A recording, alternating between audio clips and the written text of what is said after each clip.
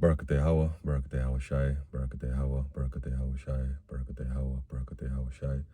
Kal halalam la Yahweh Bahashem Yahawashi, Bahashem Kodash. Double honors to the apostles and the elders of Great Mount Stone. Salutations to Yakim, pushing this word in all sincerity. Shalom. So, it's another lesson, from my readings of, letters from a Stoic Seneca book.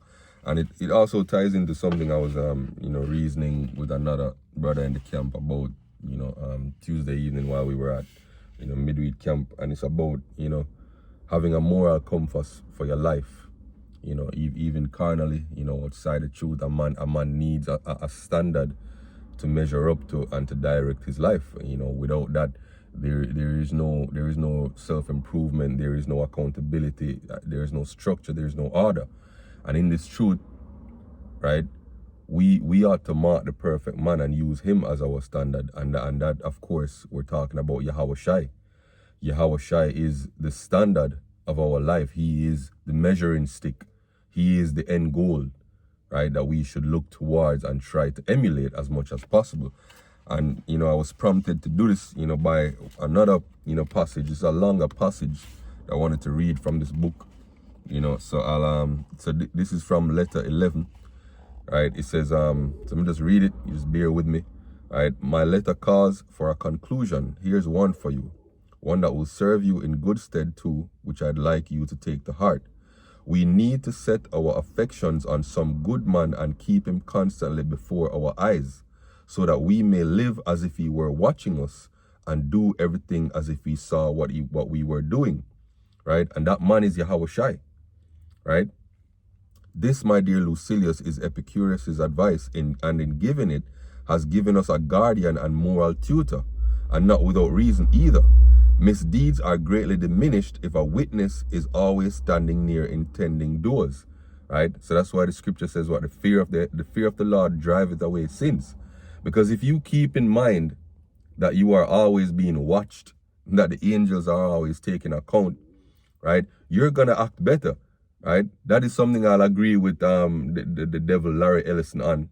He said that if we had a surveillance state where everybody was constantly being watched, people would be on their best behavior. And it is true, people behave better when they are being watched.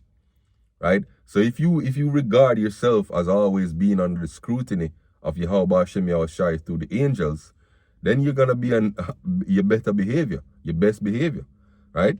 It says, the personality should be provided with someone it can revere, meaning fear or reverence, right?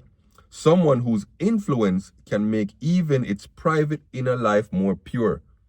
That's Yahawashi, right? Happy is the man who improves other people, not merely when he's in their presence, but when he's also in their thoughts. And happy too is the person who can so revere another as to adjust and shape his own personality in the light of recollections even of that other. A person able to revere another thus will soon deserve to be revered himself, right? Because if you live your life in reverence to Yahawashi and trying to follow him, other men will see that and follow them too. Case in point, the apostles and elders, right? They lead as examples to the flock, and we then follow that lead, right? Because they look to Yahawashi as their leader. Paul says it, right? Be followers of me, even as I am a follower of Yahawashi, right? So it says, choose someone whose way of life, as well as words, and whose very face, as mirroring the characters that lie behind it, have won your approval. Be always pointing him out to yourself, either as your guardian or as your model. This is a need, in my view, for someone as a standard against which our characters can measure themselves. Without a ruler to do it against, you won't make the crooked straight. Right? And that's a powerful conclusion. I want to read it again. It says, there is a need, in my view, for someone as a standard against which our characters can measure themselves. Without a ruler to do it against, you won't make the crooked straight. So we need a standard to measure ourselves against.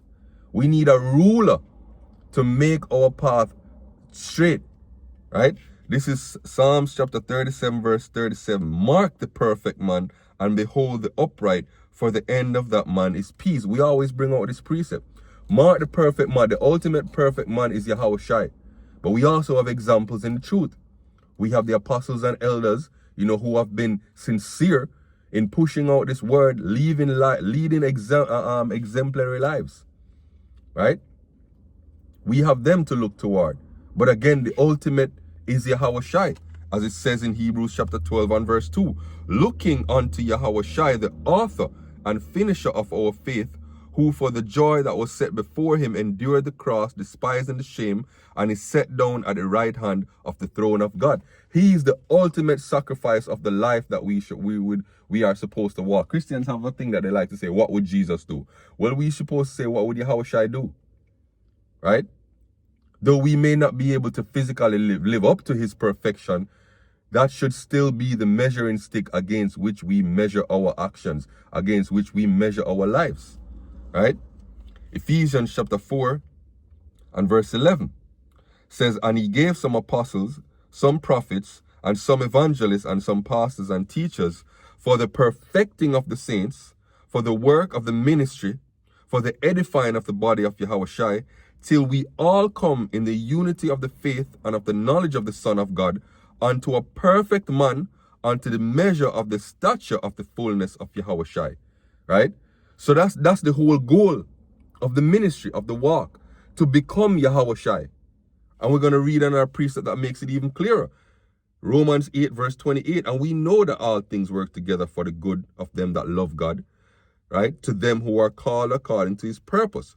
For whom he did foreknow, he did also predestinate to be conformed to the image of his Son, that he might be the firstborn among many brethren. When you read it in the NLT, it says that we might predestinate us to be like his Son.